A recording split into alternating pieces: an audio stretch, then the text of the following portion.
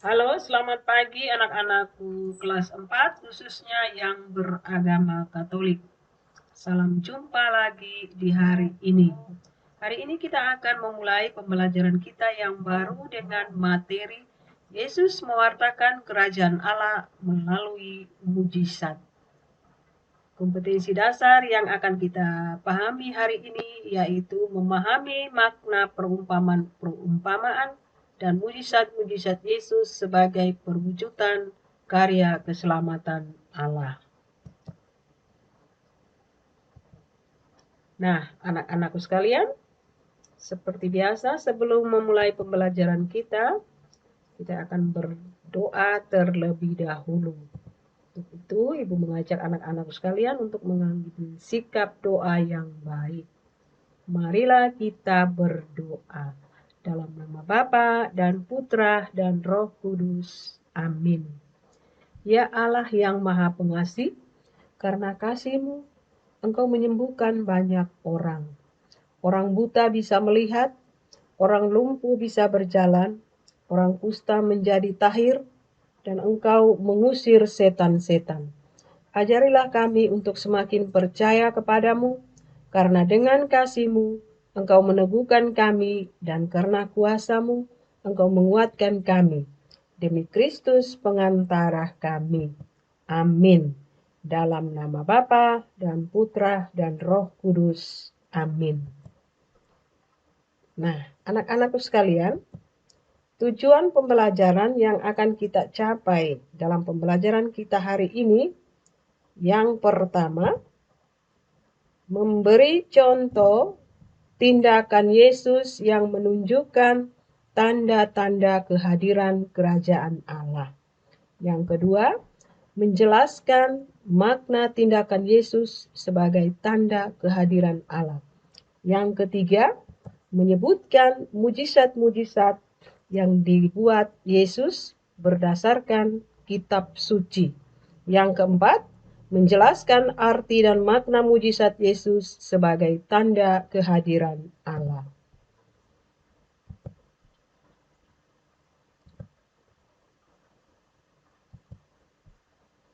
Anak-anakku sekalian, minggu lalu kita belajar tentang Yesus mewartakan kerajaan Allah melalui perumpamaan. Nah, hari ini kita akan belajar tentang pewartaan Yesus melalui tindakan dan mujizatnya. Nah, kita ketahui bersama bahwa Yesus mewartakan kerajaan Allah itu menggunakan dua cara. Yang pertama, yaitu melalui perumpamaan, yang kita sudah belajar minggu lalu. Dan hari ini kita belajar Yesus mewartakan kerajaan Allah dengan melalui tindakan dan mujizatnya. Yesus bukan saja berbicara tentang kerajaan Allah, tetapi juga memberi kesaksian tentang kerajaan Allah dengan tindakan-tindakannya. Antara pewartaan dan tindakan-tindakannya, yaitu ada kesatuan, ada keterikatan antara sabda dan karya-karyanya. Yesus tampil sebagai nabi, yaitu mewartakan, dan tetapi juga sebagai seorang tabib. Tabib, yaitu melalui perkataan, dan nabi, ibu ulangi, nabi melalui perkataan dan tabib melalui perbuatannya. Kedua unsur ini merupakan satu kesatuan yang tak terpisahkan di dalam hidup Yesus.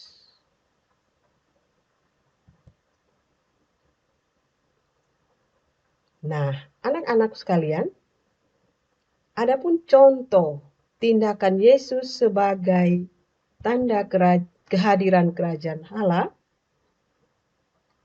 yang pertama, kita dapat melihat di dalam sikap Yesus terhadap kaum wanita. Anggapan masyarakat Yahudi adalah bahwa wanita itu adalah seorang penggoda. Oleh karenanya, orang laki-laki, terlebih seorang guru agama tidak boleh berbicara dengan seorang perempuan yang belum dikenalnya. Bagaimanakah sikap Yesus? Yesus bergaul bebas dengan wanita. Bahkan ada wanita-wanita tertentu yang tetap mengikutinya kemanapun Yesus pergi.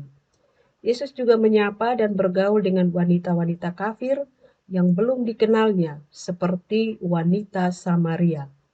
Ia tidak saja bergaul dengan sembarang wanita, tetapi juga berusaha dan membela wanita-wanita yang tertangkap basah. Dapat kita lihat dan kita baca di dalam Injil Yohanes bab 8 ayat 1 sampai dengan 11.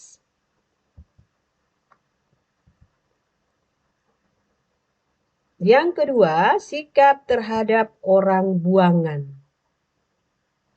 Contoh yang kedua yaitu sikap Yesus terhadap orang buangan. Apa yang dilakukan Yesus terhadap orang buangan?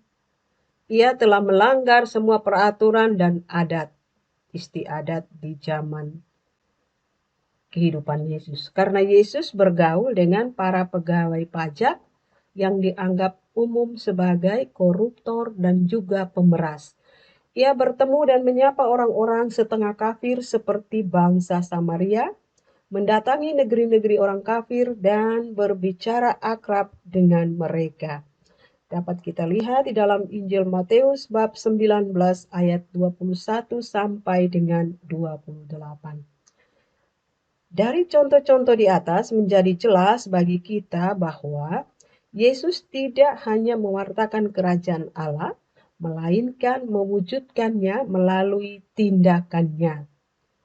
Jika kerajaan Allah adalah situasi di mana semua orang dikasihi Allah, di mana semua orang tidak tersekat-sekat oleh jurang antara kaya dan miskin, maka Yesus menunjukkan hal itu dengan bergaul dengan siapa saja, terutama orang miskin dan berdosa yang selama ini dibuang dan disingkirkan oleh masyarakat.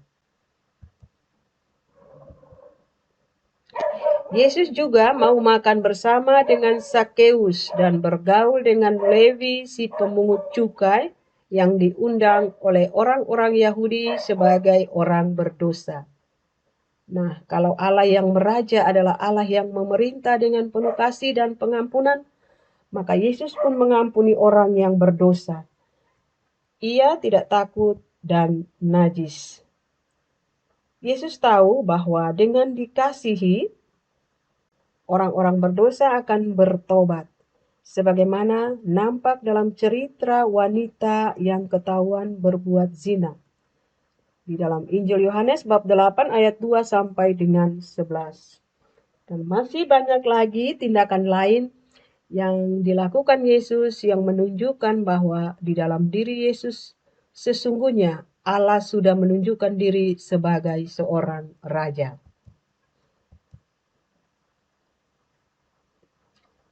Nah, berikut anak-anakku, makna dari tindakan-tindakan yang dilakukan oleh Yesus yaitu kehadiran kerajaan Allah yang diwartakan tidak ditujukan pada kelompok atau golongan tertentu, tetapi ditujukan untuk semua orang. Ia merangkul semua orang yang baik maupun yang jahat agar dapat merasakan keselamatan. Tegaknya kerajaan Allah terjadi bila mana yang baik maupun yang jahat dapat hidup berdampingan dalam kebersamaan dan dengan penuh kesabaran serta kasih mendorong orang yang jahat menjadi lebih baik, bukan malah mengucilkan yang jahat dan berdosa.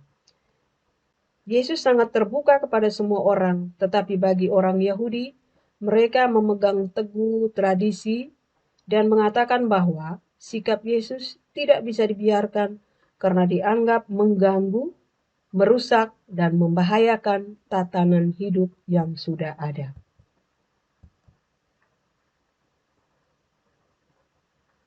Berikut arti dan makna mujizat Yesus. Selain tindakan, Yesus juga mengerjakan mujizat. Apa itu mujizat?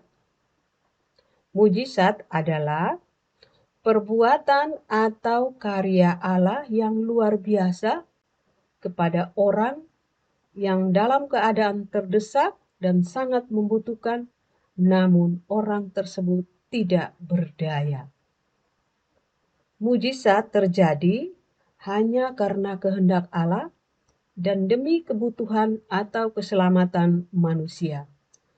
Mujizat terjadi bukan untuk dipertontonkan atau tidak membuat orang memuji-muji atau mengaguminya, tetapi agar orang percaya kepada Allah atau menerima kedatangan kerajaan Allah.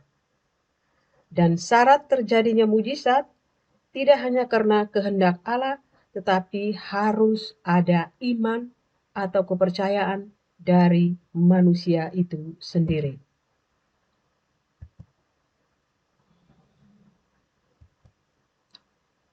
Adapun makna mujizat Yesus adalah sebagai berikut. Yang pertama, dengan mengerjakan mujizat, Yesus memperlihatkan kehadiran Allah.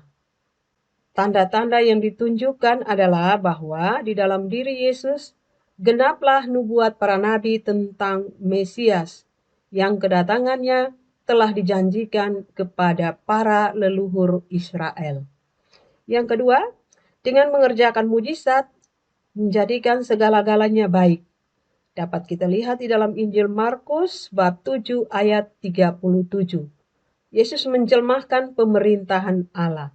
Yesus tidak hanya menyampaikan kabar yang menggembirakan, tetapi ia sendirilah kabar gembira Injil itu. Yesus sendirilah keselamatan, rahmat dan penyembuhan bagi manusia yang sedang susah.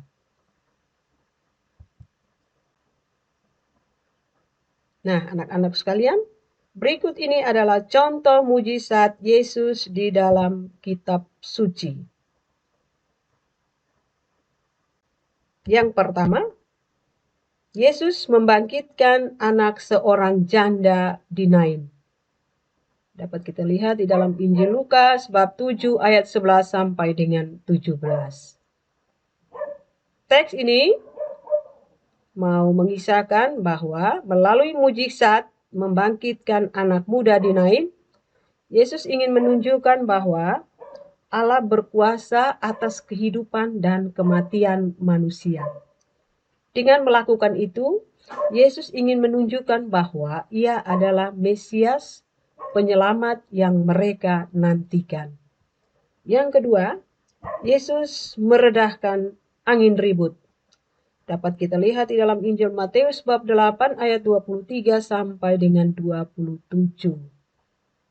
Di sini Yesus hendak menunjukkan bahwa Allah berkuasa atas alam semesta.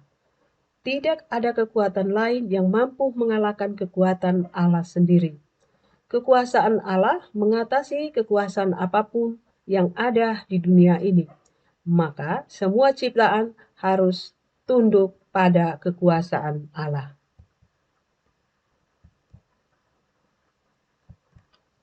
Yang ketiga, Yesus mengusir roh jahat.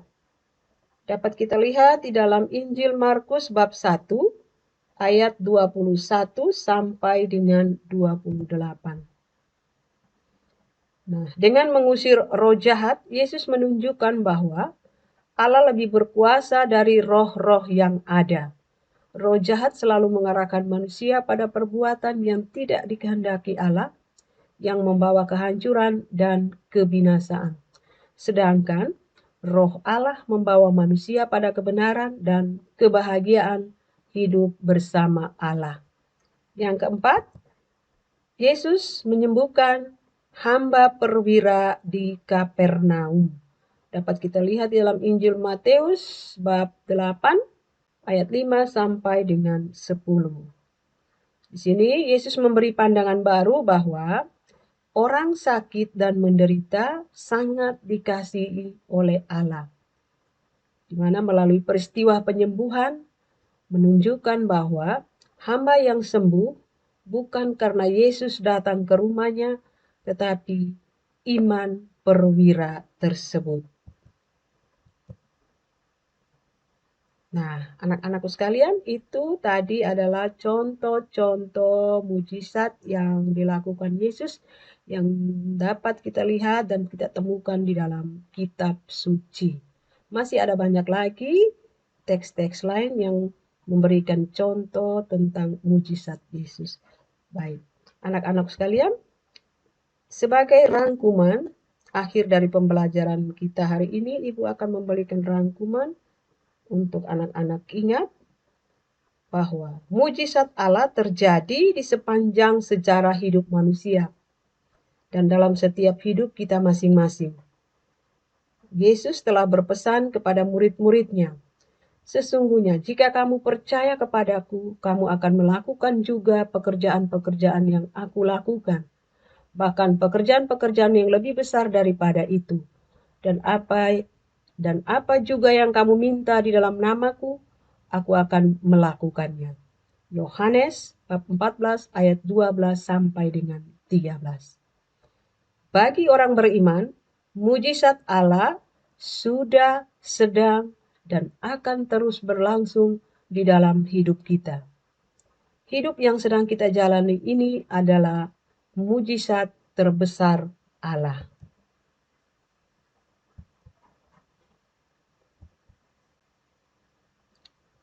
Nah, sebagai murid Yesus, kita harus meneladani apa yang telah dilakukannya.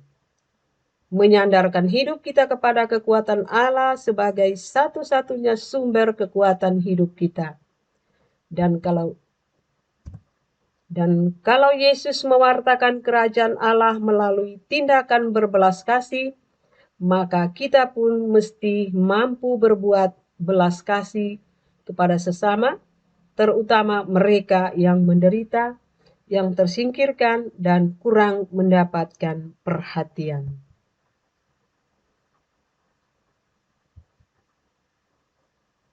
Baiklah anak-anak sekalian, sekiranya penjelasan pembelajaran kita hari ini cukup sampai di sini. Dan sekarang Ibu akan memberikan kalian tugas yang harus kalian kerjakan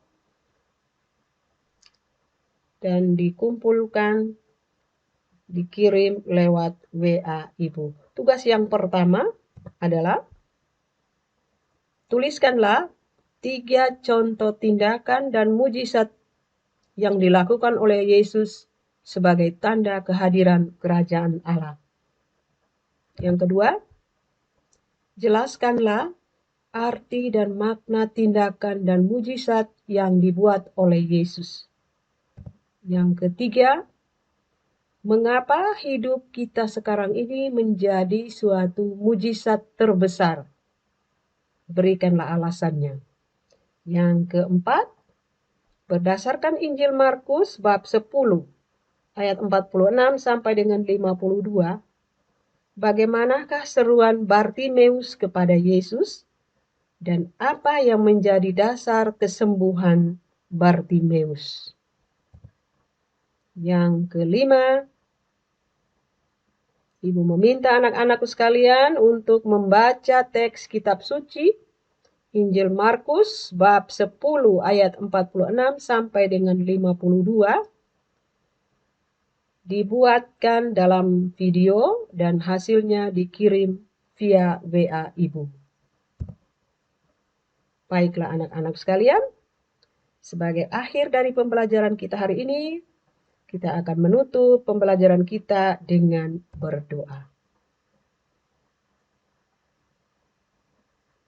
Marilah kita berdoa.